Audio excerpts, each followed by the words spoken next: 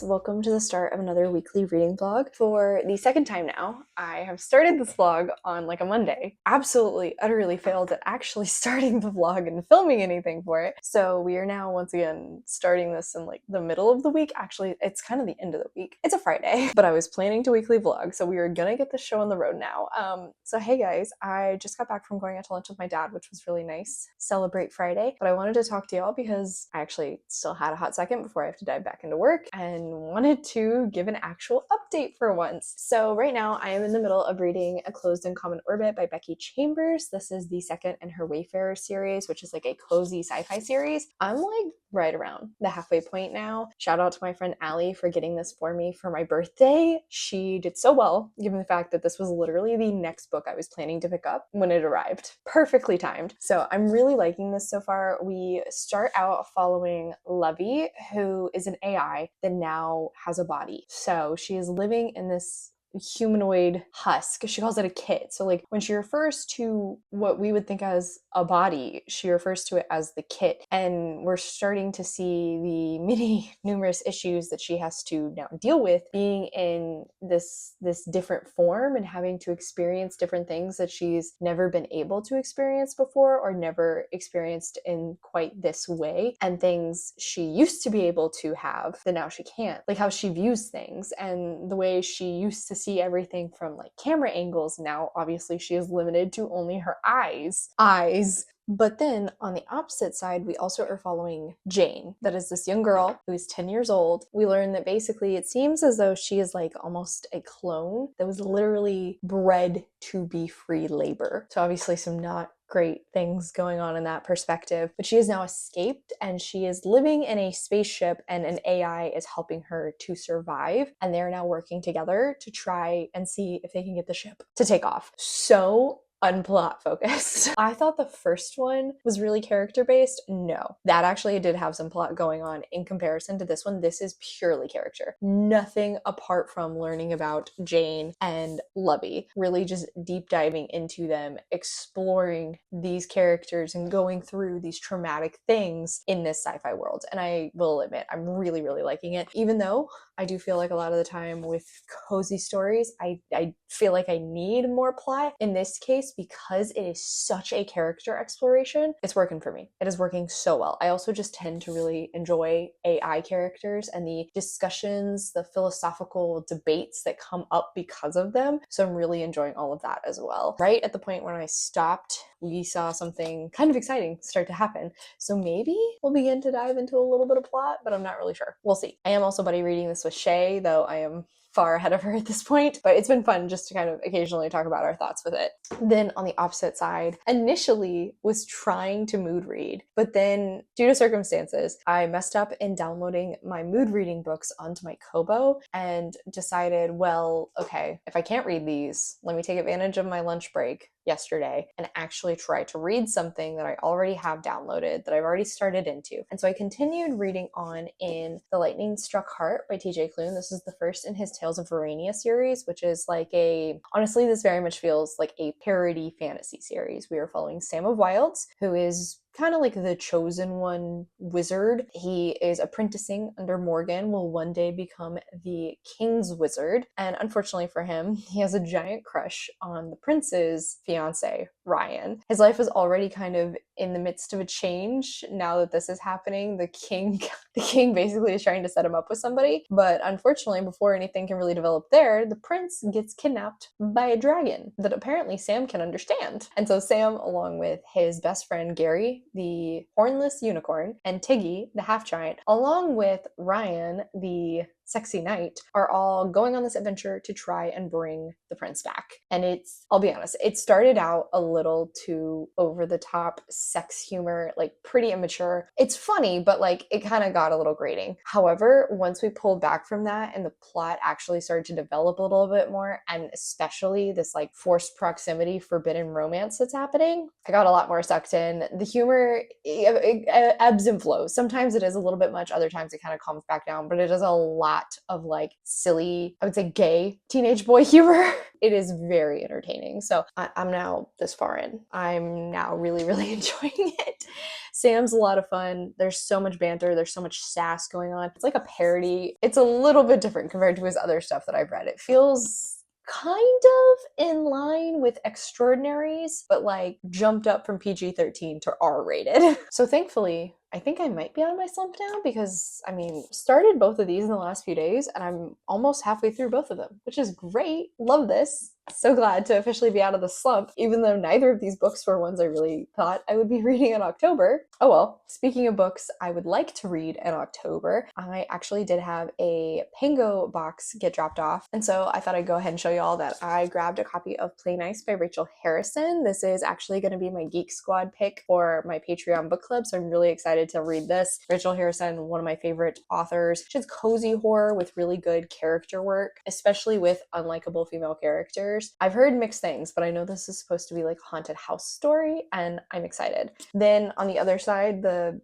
place that I bought that one from was having a little sale, and so I figured, yeah, why not? I'll check out what else they have. And I saw that she had a copy of the original printing of Blood on Her Tongue with these blood spatter edges, and I wanted this so badly. And I mean, it was on sale. Figured I'd go ahead and grab it. Have I tried out the book I already own by this author? No, I haven't. I don't actually know what this one's even about, honestly. Again, these edges, so good. I have heard positive things on it. I assume it's vampires. Not really sure. And then I just noticed she sent me some little stickers to go along with it. This one's not actually applicable to me personally.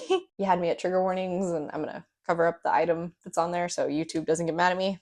Oh, I do like this one though. One more chapter. That's cute. Might try to slide that one into my Kobo's protector. Case, that's the word I wanted. I couldn't get case out. Anyway, like I said, I gotta dive back into actual work things now, but I wanted to finally film an update for this so I could say I've officially started this vlog.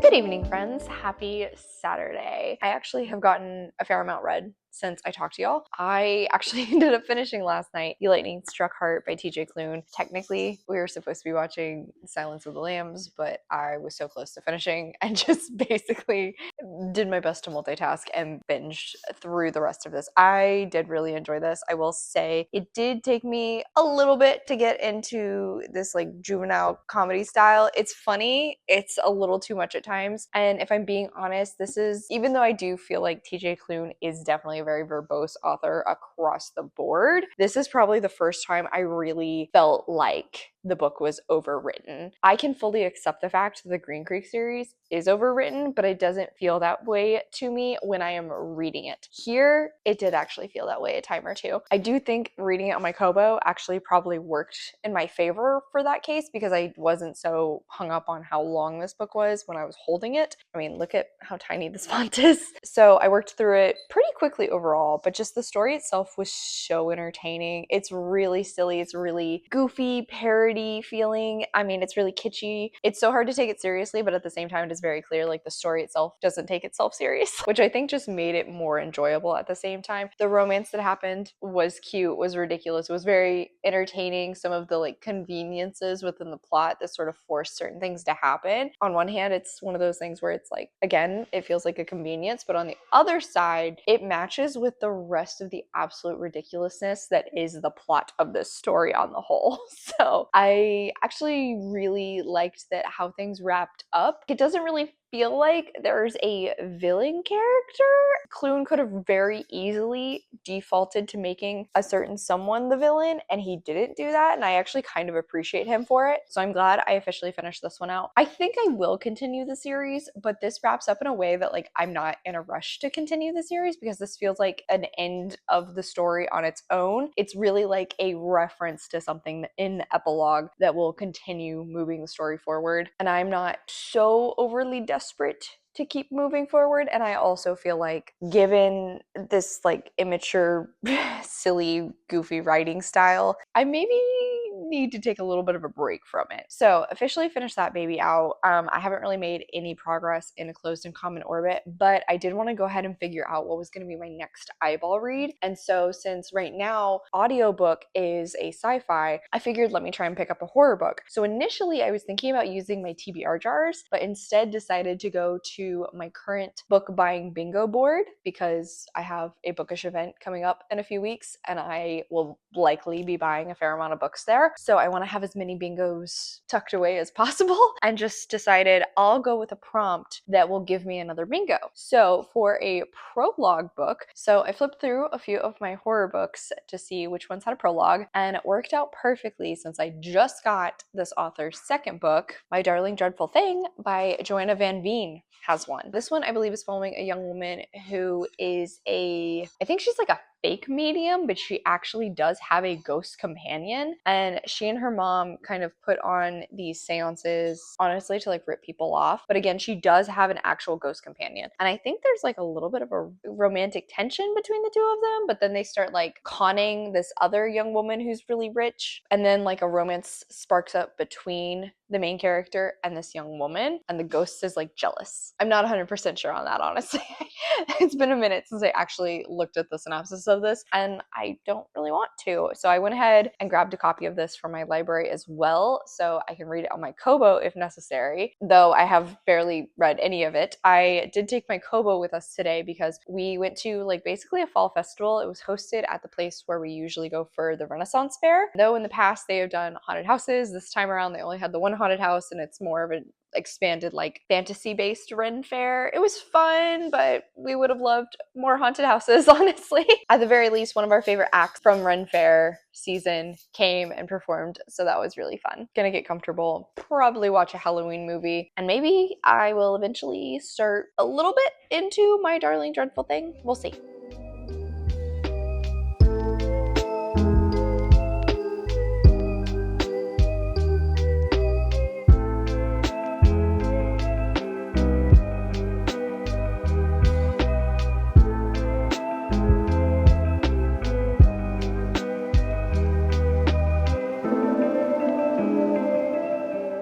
Friends.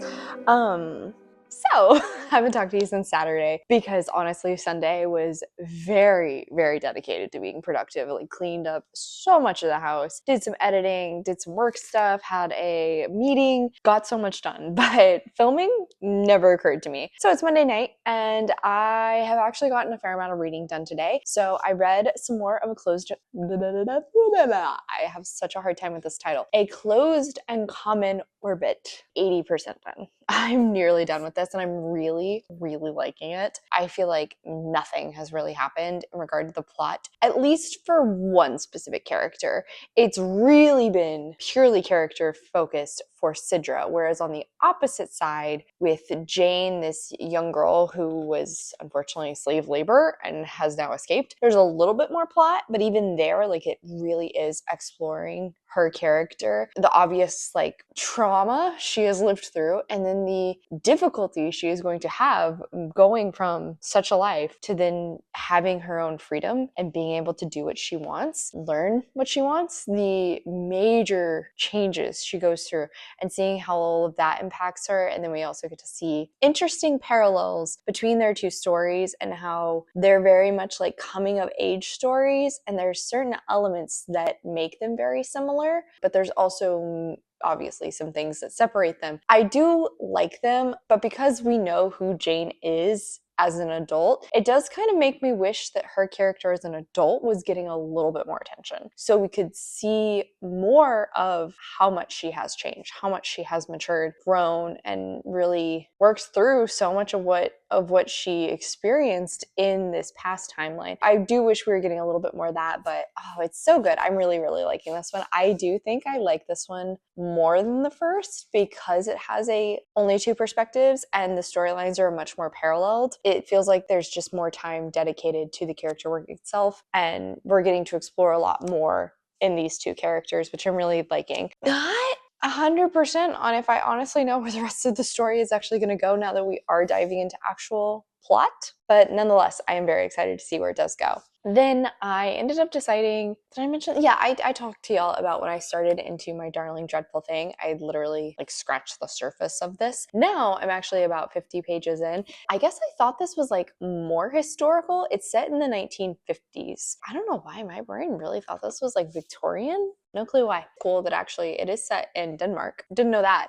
And we have our main character, Roos, who is kind of a medium, but like specifically she can only really see one ghost, Ruth. And she has this very intimate relationship with her, but it's more like she's her big sister, like her protector almost, whereas Roos's mother really uses her as just like a way to make money, and now has effectively sold her to this woman Agnes, or we think believes Roos took on the spirit of her dead husband. But like there's also the question of, does she actually believe that? Is that what's happening? Because Ruth thinks that this woman Agnes actually can see her. But there's also these occasional chapters, I think one's coming up. Yeah, there's these occasional chapters where it's like an interview between a patient and a doctor. And it seems as though the patient is Roos. It keeps alluding to something mysterious and terrible that happened, has resulted in her capture and now being interviewed by police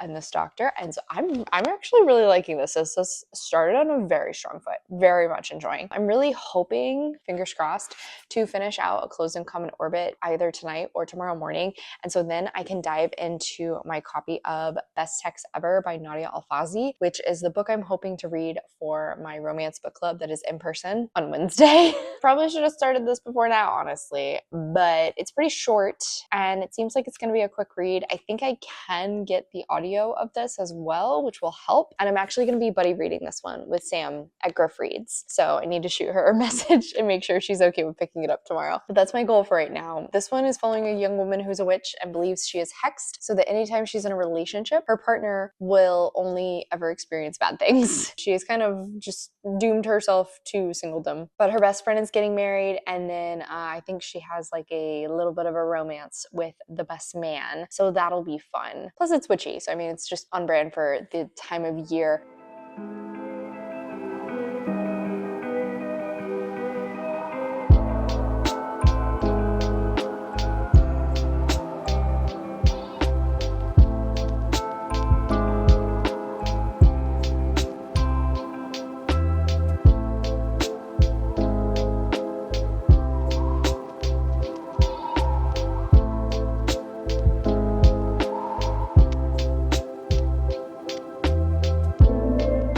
Hey friends, so once again, I have failed at finishing out a vlog.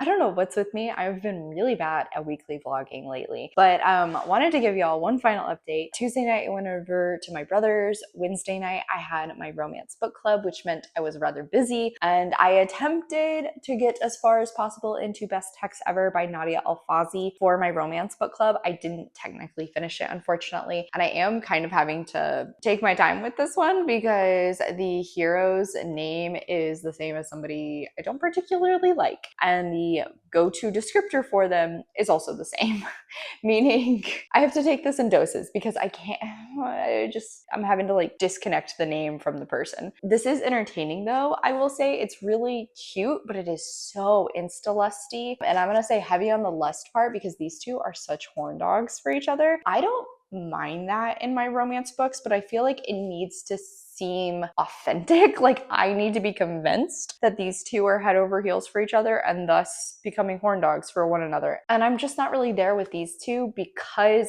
it's so instantaneous when they start to have feelings for each other. They really do not know each other that well. They have not known one another for very long, and they're already thinking about like, wow, I think I could be in love with this person. Oh my God, I could see myself married to them. And it's like, you've known each other for a week. You are not dating. In fact, that's kind of a thing. They both are hesitant to try anything out, but namely our female main character, Dina, given the whole setup of the story around the hex, she is really hesitant to label their relationship as dating, and yet like do plenty of flirty and dating-esque things along the way. So it's, yeah, I'm liking it. It's entertaining. The magic system is super soft, but it's very apothecary-esque and like just hand-wavy goofy, but I like how it's playing into the story. I'm enjoying this. I just don't really see it being a new favorite. The spice is definitely good though. I will give this author, she writes spice very well. It's just, again, I don't feel like I'm really taken away with the couple, so I'm not taken away with the spice either. But I have also realized that the new book from this author is actually, the main character in that one is one of the best friends from this. So technically these are like the same universe. They're not labeled as such anywhere, but having read this one, I can now tell. It makes me more intrigued to officially get around to, I think it's Love at First Fright, because that one does sound very cute. And I do like the little bits of the female main character we have seen in this. And I like the friend group in this one as well. So I'm curious if there's gonna be more of them in that one too. Honestly, I haven't really read anything else. I do feel like I am out of my reading slump because I am wanting to read. I've just been really busy and have not really had the time to actually pick stuff up, unfortunately. So on that note, that is officially it for this video. Not as productive as I was hoping it would be, but at the very least did some fun Halloween-y things. So that's officially it for today, y'all. Thank you so much for going to my channel. I really appreciate it. Make sure to hit like and subscribe down below. If you made it all the way to the end of this video, leave me some sort of a witchy emoji in the comments. I have links to all of my socials as well as a few ways you can support me down in the description. I come out with videos on Monday and Friday, but until then, I hope you continue to have a terrific day. Love you, bye!